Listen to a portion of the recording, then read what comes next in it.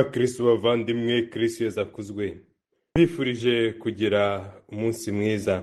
Dusangire amasomo matagatifu yo kuri uyu munsi mukuru wa mutagatifu Marita, umunsi mukuru utwibutsa ko tugomba kugira ubwira, tugomba kugira umwete mu gukorera Imana, dukorera abavandimwe bacu, tubakirana urugwiro kandi tubagaragariza urukundo. Isomo rya mbere turarisanga mu ibaruwa mutagatifu Pawulo intumwa yandikiye Abanyaroma, umutwe wa 12 umurongo wa 9 kugera ku wa 13. Zaburi ni ya 34. Ivanjiri yanditswe na mutagatifu Luka, umutwe wa 10 umurongo wa 38 kugera ku wa 42.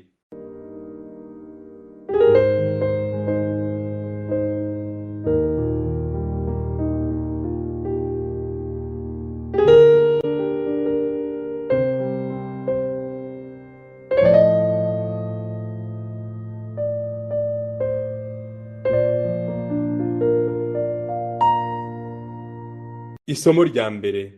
Isomo ryo mu ibaruwa mutagatifu Pawulo intumwa yandikiye Abanyaroma. Bavandimwe, urukundo rwanyu ruzira uburyarya. Ikibi kibashishe mu gihunge, nawe icyiza mukihambireho. Mukundane urukundo rwa kivandimwe, mushyire imbere icyahesha buri wese icyubahiro. Muragira umwete ntimukabe abanebwe. Mushishikare mube abagaragu ba Nyagasani. Mwishimire amizero mufite, mwiyumanganye mu magorwa, ntimugahweme gusenga. Musangire n'abatagatifujwe bakennye, muharanire gufata neza abashyitsi. Iryo ni ijambo ry'Imana.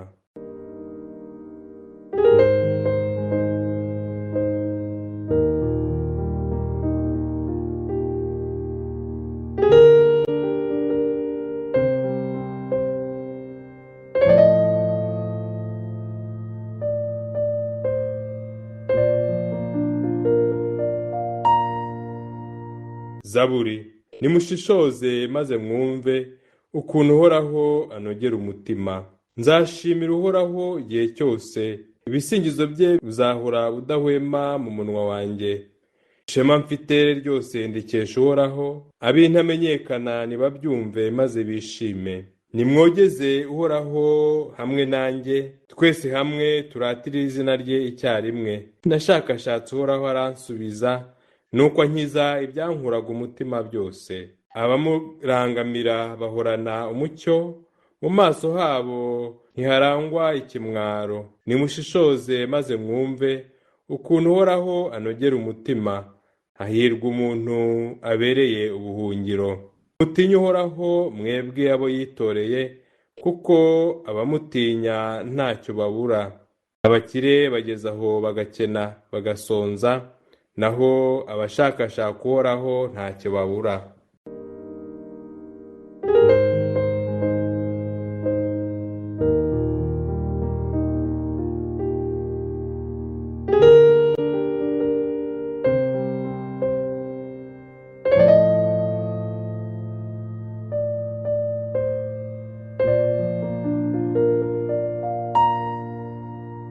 Nyagasani Yezu nabane namwe. Amagambo yo mu Ivanjiri ntagatifu uko yanditswe na mutagatifu Luka. Muri icyo gihe Yezu akomeza urugendo n'abigishwa be, agera mu rusisiro, maze umugore witwa Marita aramwakira. Yari afite mwene nyina witwa Mariya, akaba yicaye iruhande rw'ibirenge bya Nyagasani yumva amagambo ye. Marita we yari ahugiye mu byo gushaka amazimano. Ageze aho araza abwira Yezu ati, Mwigisha, ntacyo bikubwiye kubona murumuna wanjye amparira imirimo yose? Mubwire azamfashe. Ariko Nyagasani aramusubiza ati, Marita, Marita, uhagaritse umutima kandi uhihibikanywa na byinshi, nyamara ibyangombwa ni bike, ndetse ni kimwe gusa. Mariya rero yahisemo umugabane mwiza udateze kuzamwamburwa. Iyo ni Ivanjiri ntagatifu.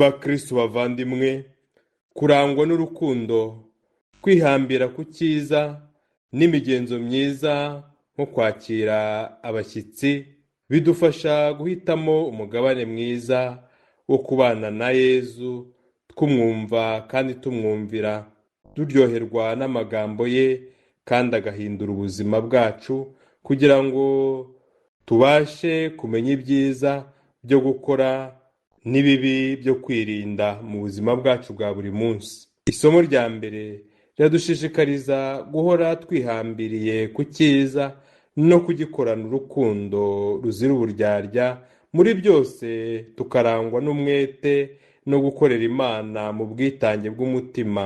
Icyo Imana idusaba ni ugukora iteka dushishikarira gufasha abandi kumenya, gukunda no gukorera Imana muri byose, kuko twe twayemeye tukaba tunayikorera. Ntacyo byaba bimaze tutamamaje hose urukundo rw'Imana, tutareshyesheje abantu ibyiza dukomora ku Mana kugira ngo nabo bayimenye kandi bayiyoboke. Icyo dusabwa muri byose ni ukujya turangwa n'urukundo rwa kivandimwe, urukundo ruzira uburyarya, urukundo rwitangira abandi.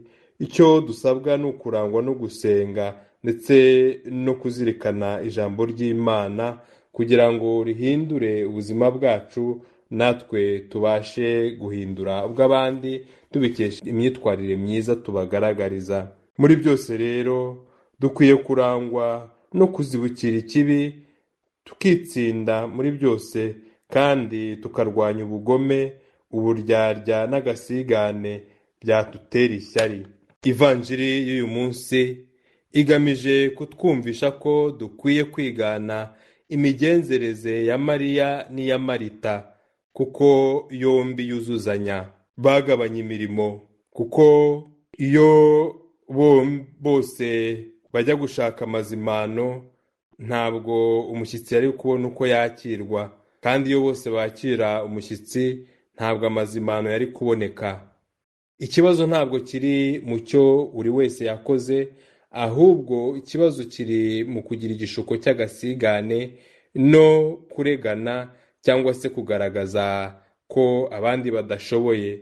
Kimwe nka Mariya, ariko tujye tugira igihe cyo kwihererana na Yezu, tuzirikane amagambo ye kandi tumurangamire kugira ngo aduhe imbaraga zo kubasha gukora ibyo adusaba. Nka Marita, tujye duhorana ubwira n'umwete, dukorere abandi tutiziganya kandi duhorane ubwitange butuma abantu bamenya Imana dukorera. Twirinde rero kwigereranya n'abandi, twumve ko ibyo dukora biduhagije, twumve ko ibyo dukora byashimisha Imana, dushimishwe n'uko Imana ikunzwe, dushimishwe n'uko Imana ikorerwa, kurusha uko twarebera ku bandi no kureba ibyo batakoze.